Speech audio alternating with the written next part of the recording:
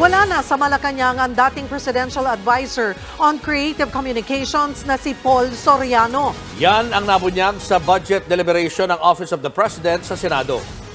Sa deliberasyon, muling naungkat ang kontrobersyal na tourism ad slogan na "We give the world our best" na nalagay sa isang bus sa London. Sabi ni Senate Committee on Finance Chair Sani Angara, hindi galing sa Office of the President ang pondo para riyan. Ang tanging nakakalam umano rito. Ayan ang magandang comment, sabi ni Teresita. Kaya nga nagustuhan ko si Yorme dahil may resibo kahit taga Davao ako. Yan ang mga perfect comment. Diba? Perfect comment. Yung mga ganyan na magaganda. Kasi una-una, pag tayo bumoto ng presidente, hindi naman presidente lang ng Davao. Hindi lang presidente lang ng Ilocos. Hindi lang presidente ng Metro Manila. Pag tayo po ay bumoto, boboto tayo ng presidente ng buong Pilipinas. So napaka-importante na yun yung kanila accomplishment. Kaya nga natin na-consider, alam mo, nung tayo, di ba, kung sino ba dito yung matagal na nandito? At hindi mga nabudol. Yung talaga nanindigan nung panahon ng eleksyon, inaaway ng mga kamag-anak at mahal sa buhay. Sino yung mga nandito na, di ba? Tayo, pinili natin si Isko, hindi dahil sa, kahit ano man, ako alam ko mababatikos ako nun. Ba't ko pinili si Isko? Kasi among all those people na tumatakbo, siya lang ang may resibo nun. Na meron talaga, di ba? Kitang-kita natin yun, may resibo siya nun. In 3 years, ang daming accomplishment. Nakita natin yun. Pinuntahan ko pa nga isa sa mga accomplishment niya eh. Diba? Yun ang dahilan. Accomplishment. So dapat, ganun tayo sa susunod na eleksyon. Huwag tayong umalis doon. Accomplishment tayo. Resibo tayo. Ika nga, doon tayo. Hindi yung regionalism, pagiging babae sa babae. Sorry po pagpasensyahan nyo na kung medyo basag trip ako ngayon. Ay si Paul Soriano na ngayon ay hindi na konektado sa palasyo. Who spent for the ad campaign "We Give the World Our Best", which was seen in the London buses, Mr. President? It's not the OP, Your Honor, possibly the DOT. It was still during the time of Paul Soriano, Director Paul Soriano, Your Honor. This is what I'm told. So baka siya nakakaalam ho, we will ask. Wala na ba siya ngayon? Wala na po. Di ba naikwento ko sa inyo? Di umano. Di ba sabi nga, isa sa may dahilan ng Love the Philippines, di umano. Okay? Totoo. Yun eh.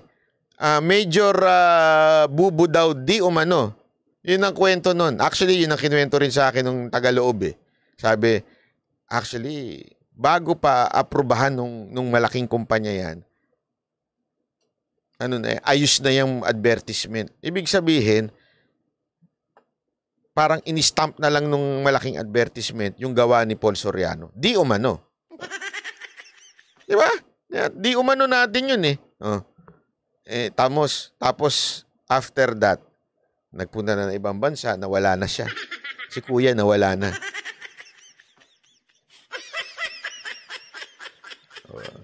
Yung pala, wala na siya sa gobyerno. Ayun na, pala.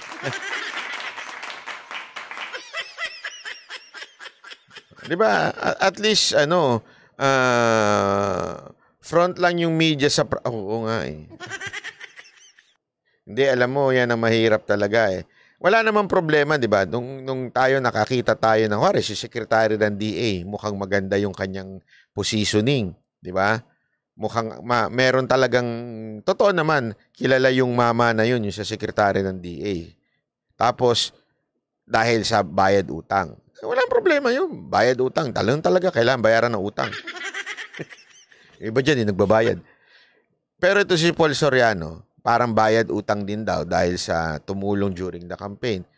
Pero ano ba accomplishment niyan para sa totoo? Ito may nagsabi pa nga sa akin eh.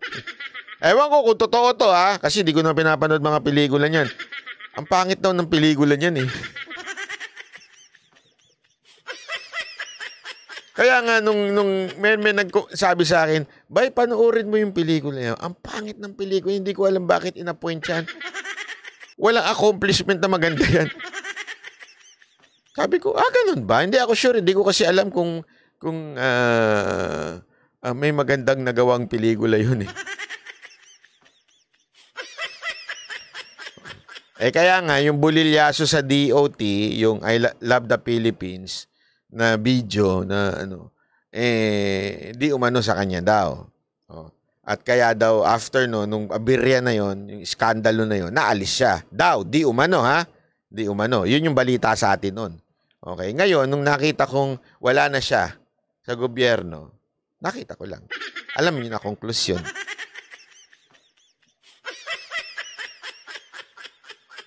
Yan ang mahirap pagka nag-a-appoint ng dahil sa utang na wala namang accomplishment. Uy, maganda yan, Regina. Sara Isko sa 2028, parehong naging mayor. Alam mo kung matalino nga lang sana ang tao, no?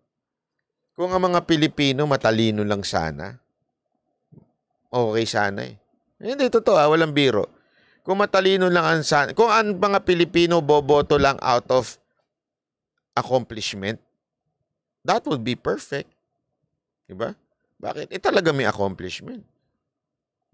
Marami pa kasi maaaring hindi rin tumakbo si Vice President Sara Duterte. Pwede ring go Isko. Pwedeng ganun din, di ba? May mga accomplishment. Yun ang magagandang Hindi natin eh. Kasi ako, sold ako. Kahit saan tumakbo si Isko, sold ako dyan. Kita ko na accomplishment niyan. Ngayon, magaling pa bilang host. Kaya lang, sabi niya, retire na daw siya.